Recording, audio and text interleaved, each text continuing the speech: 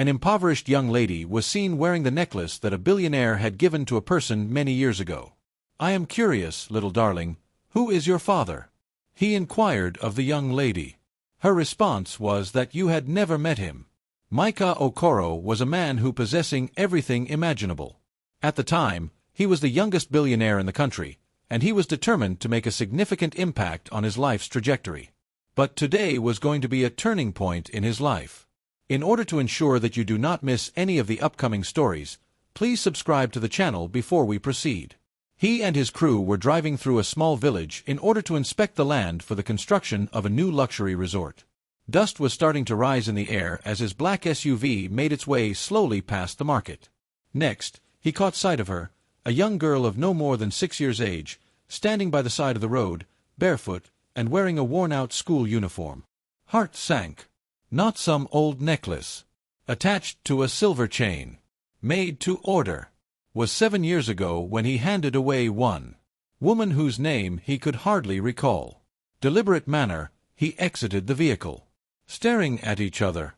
Matter to Maika. Girl's location. "Is your name?" Eyes that were wide, she gazed up. Voice was shaking. "I was wondering where you got that jewelry." While she was caressing the pendant, she looked down. She uttered it in a tone that was almost a whisper. "My mother gave it to me." His knees were bent. "Is your father still around?" Her eyes blinked. "His name is unknown to me." Maika went completely numb. She continued by saying, "Mama is very sick, so I sell yams after school for a living." In his life, Maika Okoro had successfully concluded a number of deals, but this? In his opinion, this was something that he could not afford to disregard.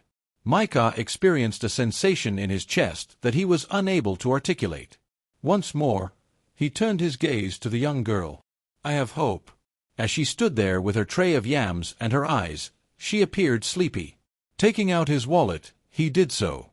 She went out and purchased every single piece of yam she had, and then she repeated it in a soft voice.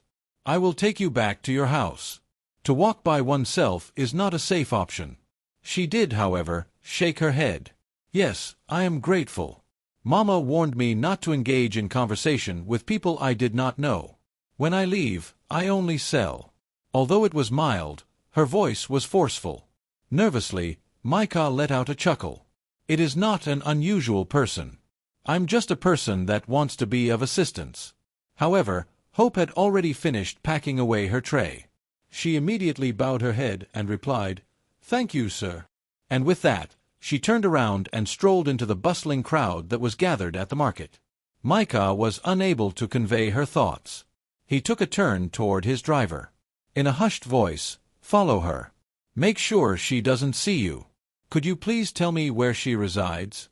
Following a brief nod, the driver exited the SUV and walked away. Waiting was Maika. "I have 1 minute and 5 minutes. It is 10. Finally, the driver came back, shaking his head as he did so. "The lady has left, sir." Maika wore a frown. "In what way do you mean, gone?" Before disappearing, she went onto a side street next to the fabric stalls and then disappeared.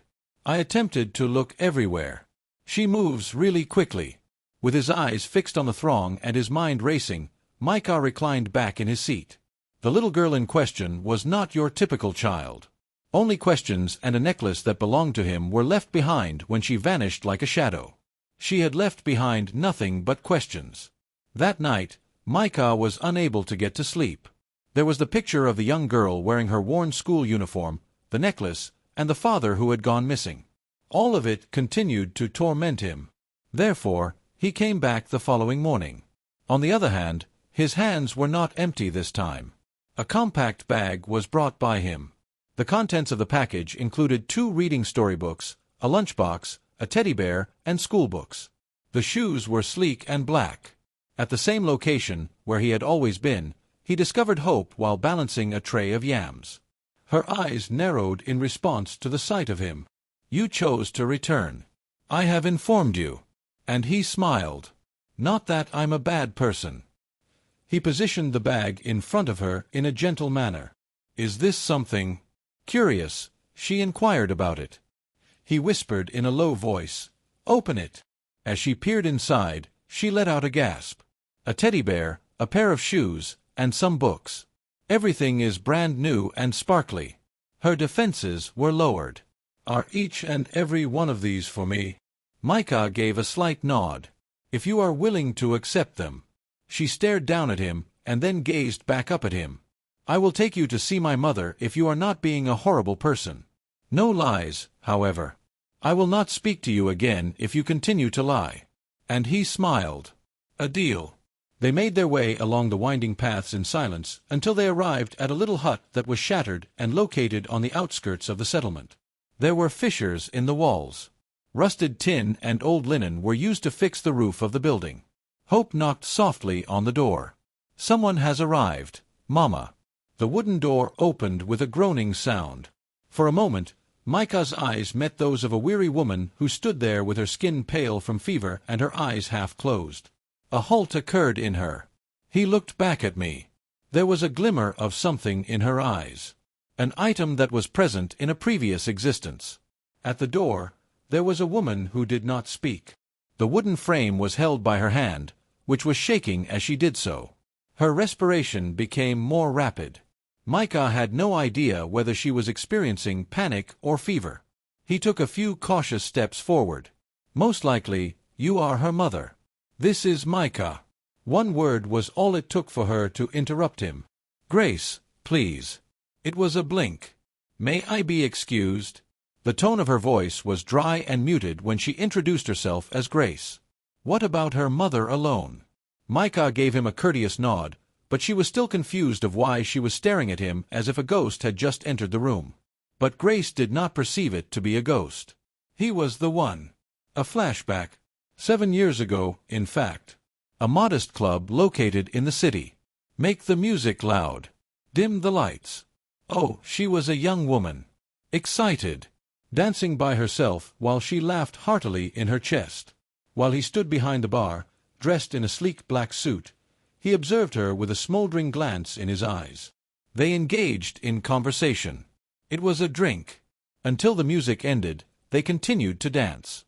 A jewelry was presented to her by him in the confidentiality of a modest hotel room. A lion pendant that is attached to a silver chain. He spoke something to the most powerful girl I've ever encountered.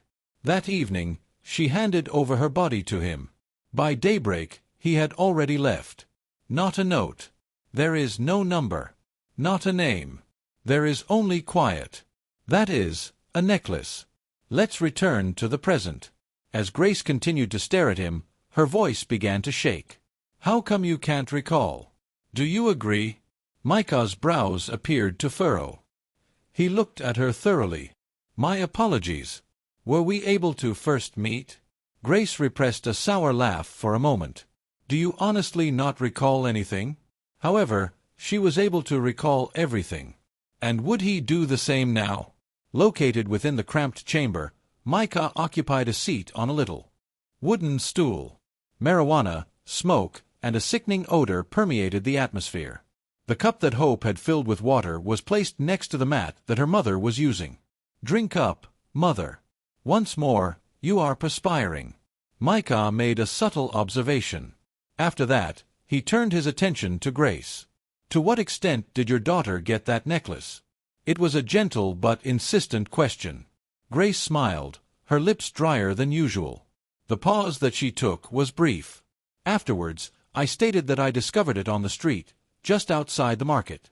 She looked directly into Maika's eyes as she leaned forward. He stated that this is not the case. That item was produced entirely to order. This is the only one. I donated it to a third party. It was several years ago. The gaze of Grace averted. Possibly, I was fortunate. Irregularities occur on a regular basis. There was a small tremor in her hands. For Maika, it was visible. Something was being concealed by her. However, after that, she began to cough. She made a hollow, excruciating moan that emanated from her chest. She was rubbed on the back by Hope, who came to her side. Please take a break, Mama. Once Maika was up, he reached under his jacket and took out a big packet. This can be a source of wealth. For the purpose of medicine.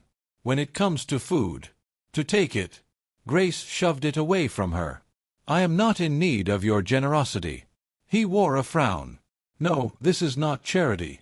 At the same time that her body was weak, she glanced up, her voice sharp. "You are not permitted to return to the location and make repairs using cash. To keep it." There was no further utterance from Maika. However, he was aware of it on the inside. The burden of something that is not yet complete. A truth was being concealed by this woman. And until he discovered it, he was not going to leave for a moment. The next day, Maika returned to the scene. And the following one. Furthermore, the day after that. Hope would find him waiting by the Yams stand every afternoon after school finished, and he would always be there with a smile, a storybook, or a snack. At first, she kept to herself. However, before long, they were laughing together like if they were old friends. She made her journals available to him. When she had schoolwork, he assisted her. Why is English such a challenging language? She let out a groan one day. It is a challenge that even wealthy people face. His jokes caused her to laugh out loud. There were moments when they simply sat silently. While she consumed roasted corn, he would observe the activities that were taking on in the hamlet. A task that he hadn't completed in many years. During those particular moments, Maika experienced a peculiar sensation in his chest. No, not pride. Not the power. Harmony. It is true peace. He had never been given a mansion or a deal that was so wonderful. Nevertheless, peace does not come without a price. In the afternoon, his assistant took him aside and said something to him in a harsh tone. "This is the third meeting that you have failed to attend, sir. I'm taking care of something very vital." "Remain calm," Maika said. "As you know, the board is concerned. One more time, the media took notice of you in the slums. There are inquiries coming from investors." While looking back at Hope, Maika let out a sigh. At that moment, she was humming a tune that was only familiar to children while sitting on a low step and painting with a stick in the ground. This assistant leaned in closer. "Is it true that whatever this is, it is no longer only a matter of business?" Maika chose not to respond, due to the fact that he was already aware of it. It was this young girl who was luring him away from his dominant position. But he was allowing her to do it. While Maika was sitting on the balcony of his magnificent mansion, the lights of the city were shining behind him. He held a glass of wine up to his lips. He wore a silk robe over his back. The ideal life, according to every criterion. Across from him, Tiana was seated. Classy and refined. What a shock! They were the kind of woman that everyone anticipated he would marry. While doing so, they were perusing several wedding catalogs. In front of him, Tiana displayed a photograph of a beach ceremony and added, "This one is nice." Classy, but uncomplicated. There was a hesitant nod from Maika, but his eyes were not focused on the photographs. His thoughts were not even present in the room. Once again, we were back in the hamlet, where a young girl was drawing in the ground, and there was a woman who coughed excessively and concealed her misery behind her quiet. Putting her hand on his, Tiana did so. "It's Maika. You have not arrived. Talk to me about it. How are things going?" He mustered up a smirk of a smile. "Do your work. This week has a lot of exciting events." Following a little minute of looking at him, she gave him a nod. "I am not convinced, but I am sick of being asked." After some time had passed, Maika entered his room and opened the drawer that was located there. A worn-out toy lion was found inside the box.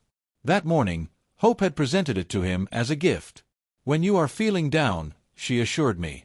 At this moment, he was holding it in his palm and looked at it as if it were made of treasure. Following that, he gently repositioned it and then closed the drawer. In order to be with Tiana, he climbed into bed.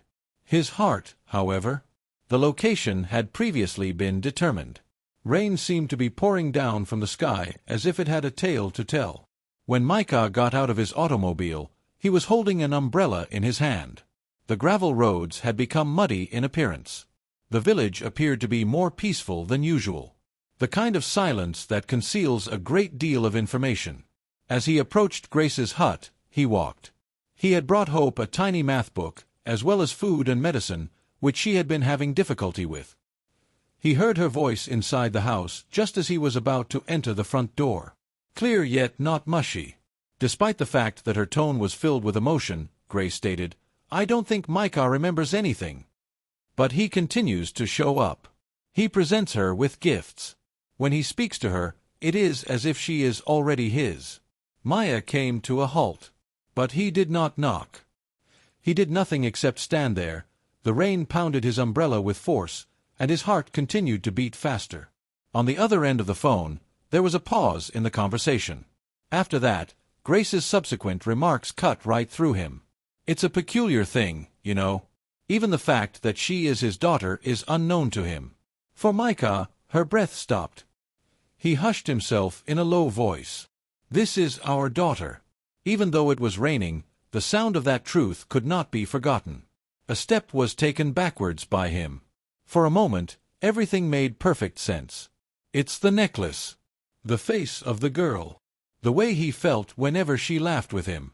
Grace's eyes appeared to be weighed down. Over the course of several weeks, Maika had developed feelings for a young girl. It was now clear to him why. To put it simply, she was his blood. And he had abandoned her before she was even born. He had never even met her. Maika was unable to hold off any longer. His heart was beating quite fast. Even though the rain had saturated his clothing, he didn't seem to worry about it. While his chest was tight and his eyes were burning, he managed to force open the entrance of Grace's modest hut. After being on the ground for a moment, Grace stood up. "Why didn't you tell me, Maika? I'm curious," he yelled, his voice breaking as he did so.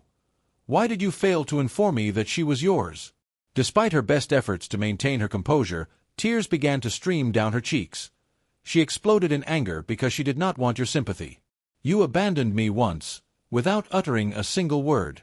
I was afraid that you might disappear once more. I had the impression that if I told you, you would go and get her and then go again." "I was completely unaware," Maika murmured. "I had no idea that I had a daughter until recently, but now I do. And I am aware of it."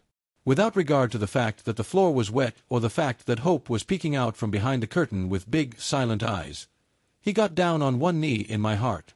"She is my love. My goal is to bring her up. I long to be a part of her life on a daily basis." While his voice was shaking, he looked up at Grace. "I also want you to be mine. I don't want to be absent for even a single day. Are you willing to marry me, please?" Grace hid her mouth, shivering with fear and feeling overwhelmed. His phone rang at that very moment. The screen was illuminated by a voice reminder from Tiana. "Kindly refrain from making any choices until we have a conversation, Maika. I would want to share with you something that is really significant." His eyes were fixed on the phone. A one decision would be enough to break a person's heart. Maybe the other person will shatter his own. For a considerable amount of time, Maika remained silent. Grace, the lady who had once given him her heart, was the subject of his gaze. After that, he gently turned around and spotted her. Hope, who was standing in silence by the entranceway, her small hands clenching the curtain, and her eyes brimming with inquiries. She moved forward by a very small amount. "Would you really be my father?" At the same time as his heart was breaking, Maika felt it come to life. He got down on his knees and spread his arms out. Without waiting for a response, she dashed over to greet him. It was as if he had been waiting his entire life to experience that moment, and he grabbed her close and fiercely. He leaned up close to her and said, "Yes, my star. I promise that I will never abandon you again." Grace wiped the tears that were running down her cheeks. Slowly, Maika stood there. At that moment, he reached into his pocket and extracted the ring that he had been carrying since the previous day. That which was intended for Tiana. Using his gentle touch, he placed it on the wooden table. "I love you," he whispered to Grace in a low voice. "Having said that, I must first finish something else." He turned around and walked out of the room into the light of the evening. There was no longer any wind. All was silent in the skies. On the other hand, a sleek black automobile was rushing down the road toward the settlement from a considerable distance away. Tiana was placed inside, her palm resting on her stomach, and her eyes were crimson from crying. She hushed herself in a low voice. "He belongs to me. To put it simply, he is not aware of the baby just yet." Maika had not yet informed herself that Tiana was expecting a child. In the event that he becomes aware of it, what will take place? Because of this, he will be stuck between two options. Your ideas are welcome to be shared in the comment section. That which he ought to accomplish. Consider whether he ought to go with Hope. In addition, Grace, her mother. Tiana, who is going to be the mother of his son, is another possibility. Sign up to receive the second part.